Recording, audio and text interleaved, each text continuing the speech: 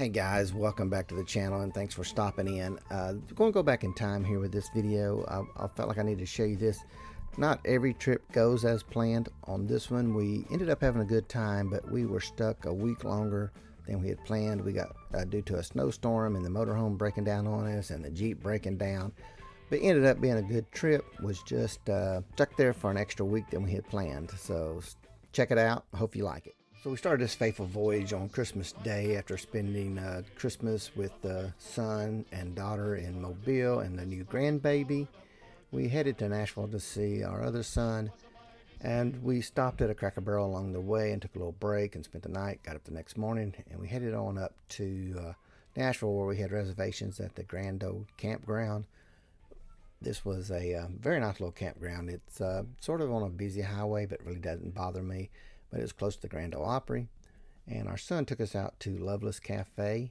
I recommend it if you're ever in the area. We had a good time there and enjoyed visiting with everybody. And then we headed on up to Gatlinburg or Sevierville, to where we had reservations at Bird Creek Campground. Very centrally located campground. It's off the beaten path, sort of. We really liked it. It was about 5 miles as a crow flies to Pigeon Forge and about 6 miles to Gatlinburg. As you can see in the pictures, we got there. It was very warm, almost like summertime, but they kept talking about snow later in the week. We probably should have been paying closer attention to the weather forecast. One thing to be aware of with this campground is there's no garbage dumpster on site. You have to take it down the road to the community dumpsters. Not a big deal for us, but it's just something to be aware of.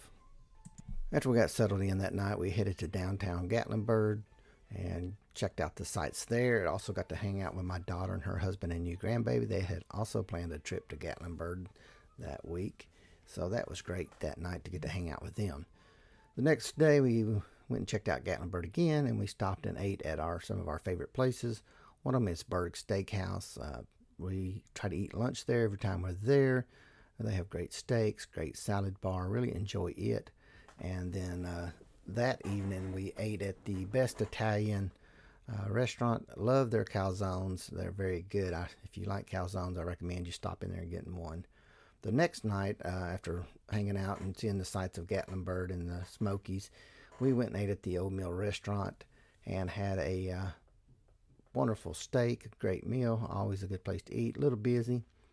And then the next day, after some more exploring, we ended up at the Apple Barn. You always got to go to the Apple Barn and check it out. So we enjoyed that too. Then we discovered our first issue we had on this trip. The Jeep's transfer case shifter was just, you could just push it back and forth. The bushing had came out of it somewhere along the way.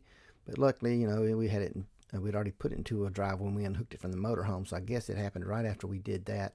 So we was able to drive the Jeep and go get the part, and I had to take the console and everything apart to put that in.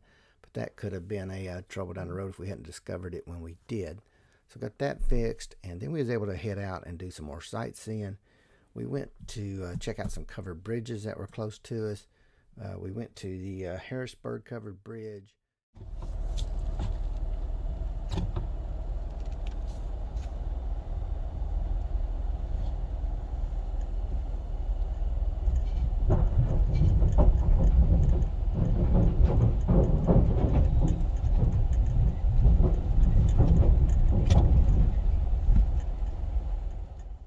Also another covered bridge, Emmert's covered bridge.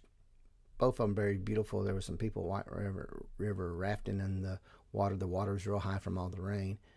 So on New Year's Eve, we started the motorhome up and was getting ready to pack everything up to leave the next day and head back. And that's when I discovered that we had an air leak.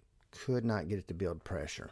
I searched and searched everywhere trying to find where the leak was. It sounded, I'd get underneath of it.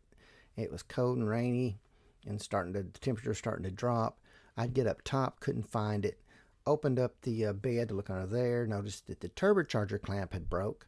So I had to knew I was going to have to find a clamp for it to get that fixed.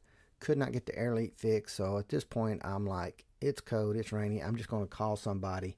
Started trying to reach out to RV techs or mechanics. Nobody was really working because it's New Year's Eve. So we decided just set it out until after the snow. We didn't think it was going to be as bad as it was, and we didn't get a mechanic to come out and check it out after that. So we woke up the next morning to a winter wonderland and snow warnings and no power. So luckily we had a generator, and some others in the campground that was in their travel trailers, they ended up having to move to shelter or somewhere because they didn't have any power. So we decided to take the Jeep out, roaming around and checking everything out. And we also drove all the way to Nashville to get the clamp for the turbocharger so I could come back and put that on.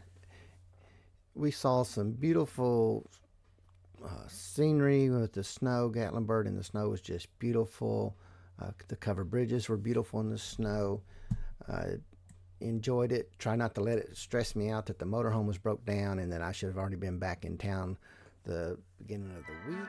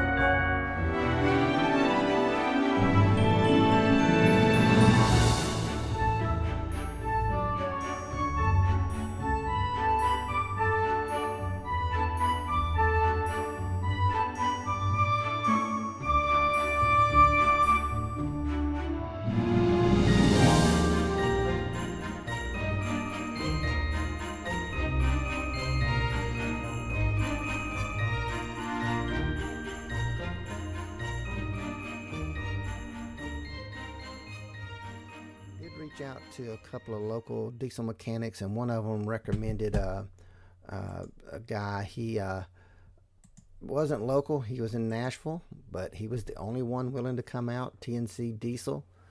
They came always from Nashville, so I knew it wasn't going to be cheap. He got there, me and him looked for the leak, looked for it, and finally found it.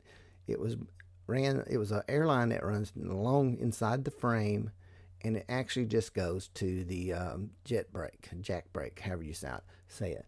So he's like, I can just clamp it off and that'll get you home, and you replace the line when you get home. So that's what we did.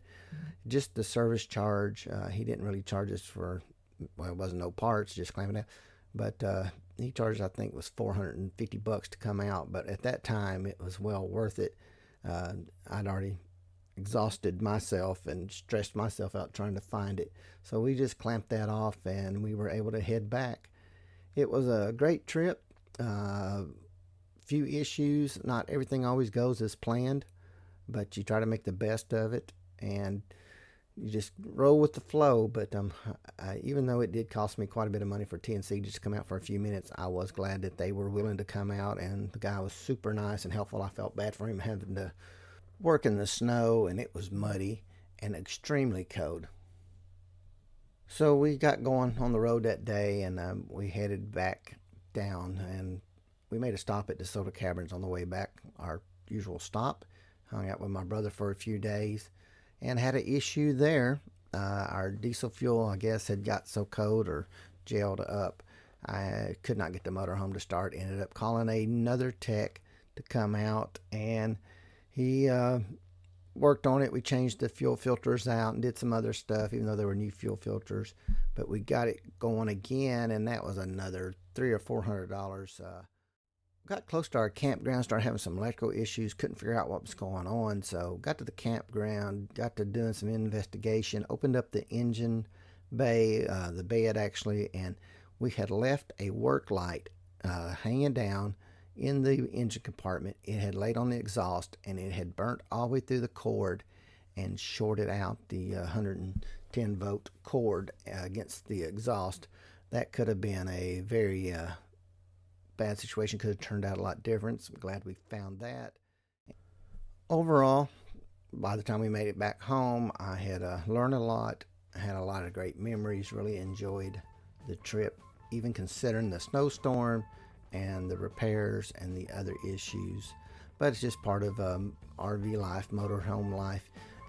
I just expect something to happen, so that way I'm not shocked when it does happen. So stick around for more adventures and see what we get ourselves into next.